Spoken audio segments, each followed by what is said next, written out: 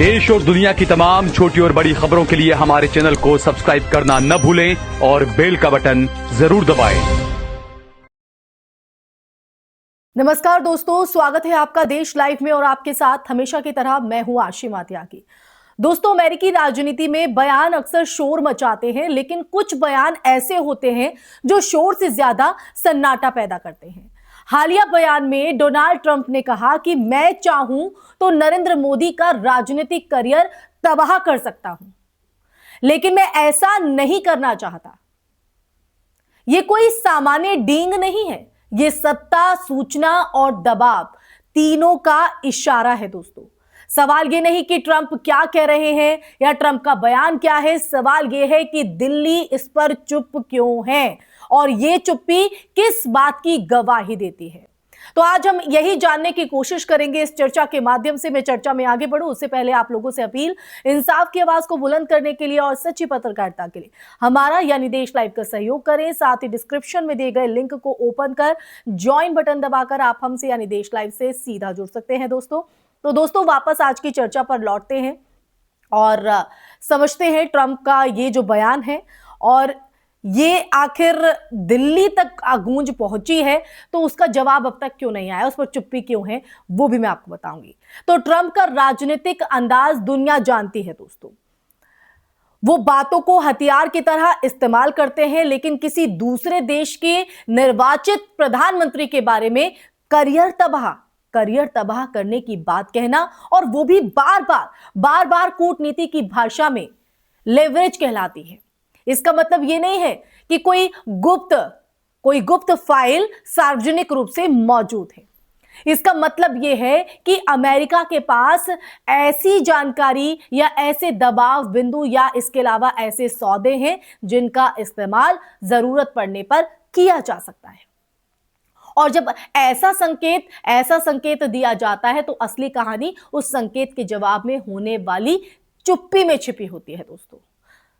दोस्तों यहां नरेंद्र मोदी का जिक्र हम कर रहे हैं। नरेंद्र मोदी की विदेश नीति की शैली पर नजर डालना जरूरी हो जाता है।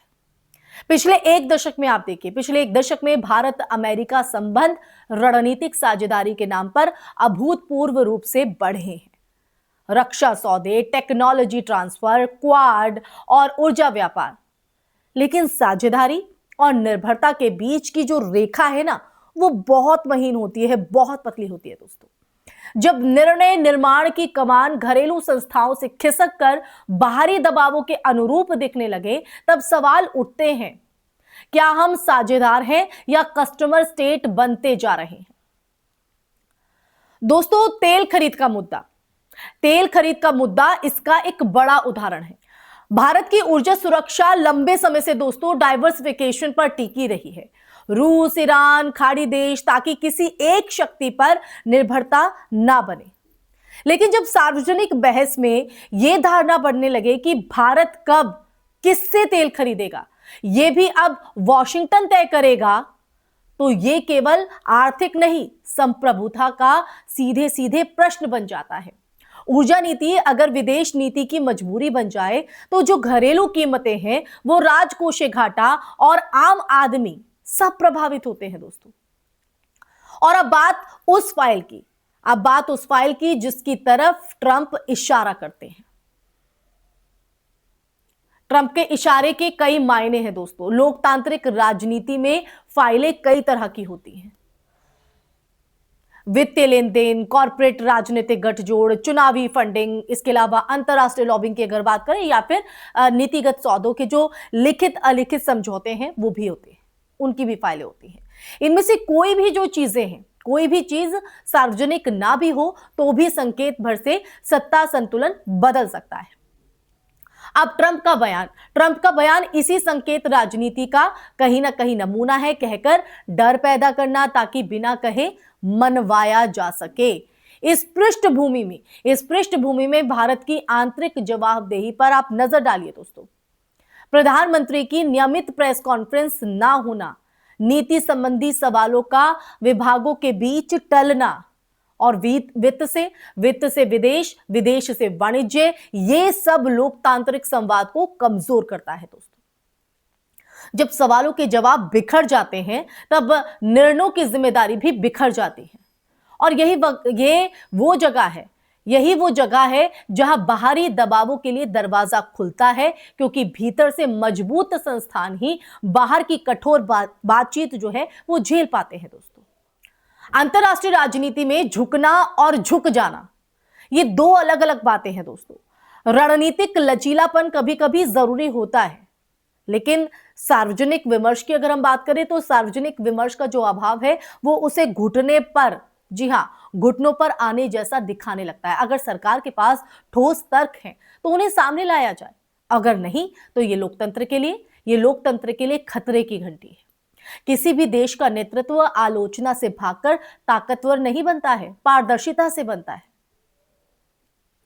आखिर में दोस्तों, ये बहस जो है वो किसी एक नेता या एक बयान तक सीमित नहीं है। ये उस दिशा की बहस है जिसमें देश आगे बढ़ रहा है। क्या फैसला दिल्ली में बहस से बनेंगे और या वॉशिंगटन के संकेतों से तय होंगे? क्या ऊर्जा, रक्षा और कूटनीति पर संसद में कहीं ना कहीं खुली चर्चा होगी, या फिर ट्वीट राजनीति के शोर में सब दब जाएगा? ट्रंप का बयान हमें डराने के लिए नहीं, जगाने के लिए काफी है। लोकतंत्र में सबसे खतरनाक चीज बयान नहीं बल्कि उस पर पसरा सन्नाटा होता है, जो कि दिल्ली से पसरा हुआ है। और अगर हम इस सन्नाटे से सवाल नहीं करेंगे तो जवाब हमें बहुत महंगे पड़ेंगे। तो दोस्तों, चर्चा में आखिर में बस आप लोगों से यही कहना चाहूंगी कि आज जो जरूरत है वो किसी नेता के बचाव या किसी विदेशी बयान के प्रचार की नहीं है। जरूरत है तो संप्रभुता, पारदर्शिता और इसके अलावा जवाबदेही की खुली मांग की, क्योंकि देश सौदों से नहीं सवालों से सुरक्षित रहता है। इसलिए सवाल कीजिए। इसी के साथ इस चर्चा में फिलहाल के लिए बस इतना ही। दोस्तों, ये चर्चा आपको कैसी लगी? आप मेरी बात से कितना इत्तेफाक रखते हैं?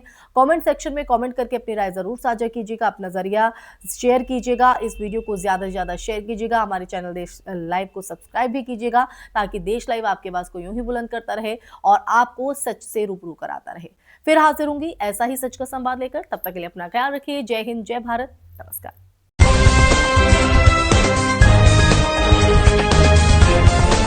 देश और दुनिया की तमाम छोटी और बड़ी खबरों के लिए हमारे चैनल को सब्सक्राइब करना न भूलें और बेल का बटन जरूर दबाएं।